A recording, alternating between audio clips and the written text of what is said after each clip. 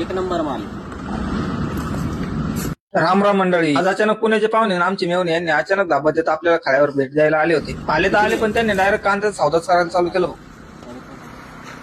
देऊन टाकतो. असं म्हणतात की सासरवाडीला गेल्यावर जावयाचं वजन वाढत असतं. दाजीबाला काट्यावर चढून चेक करून घेऊ म्हटलं तर खरंच वजन वाढलं होतं ना भाऊ. नंतर ते म्हणे तुमची सिस्टीम चालती कशी ते तर दाखवा आम्हाला, म्हणून त्यांना इकडे वाळवंटात घेऊन आलो होतो. इकडे आपल्याला आज रोड पण बनवायचा होता. मग तेवढ्या 2 सोंडीचा हत्ती पण येऊन पोहोचला होता. त्यानंतर ऑपरेटरला जागा दाखवून दिली होती, रोड करायला सुरुवात केली होती.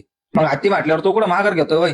त्यांनी पण गावागा पुढच्या सोंडीत दगड भरून आणायला चालू केलं. सपासप 5-25 खेपा आणून गड्डा भरून घेतलं होतं. ऑपरेटरला म्हटलं रस्ता एकदम क्वालिटी झाला पाहिजे बरं का भाऊ. मग त्यानं पण लेवल करून मरून टाकायचं काम चालू केलं होतं. मग म्हटलं आपण आता जेवण करून येऊ. मग घरी आलो नाही तर घरच्यांनी दिले बघ गिन्नी तोडायला पाठवून मला. मग सपासप गिन्नी तोडून घरी घेऊन आलो होतो. इकडे मम्मीचं पण दळण करायचं काम चालू होतं, कारण संध्याकाळी दाळबट्टीचं नियोजन होतं. दाजीबाई इकडे नारळ सोलत होते. दुसरीकडे या तिघी चौघीजणी वाटत बघत होते भाऊ कधी खोबरं खायला भेटेल म्हणून. पण मग आपली कुट्टी मशी मधून काढायची बाकी होती.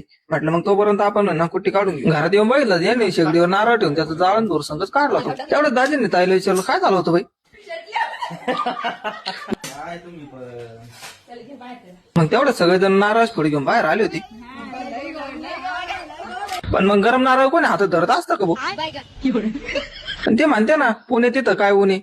तेवढ्यात ज्या त्याने डेअरिंग केली नारळ धरलं भाऊ. हातात धरल्याबरोबर घेतला ना चटका बसून. त्यांना म्हणलं चालू द्या भाऊ तुमचं, मी घेतो माझं आवरून. आणि तुम्ही पण घ्या आता लाईक आणि फॉलो करून, कारण त्यानंतर आपल्याला जायचं खंडराव महाराजांच्या 12 गाड्या बघा. त्यामुळे तो ब्लॉग बघायला विसरू नका बरं. रामकृष्ण हरी.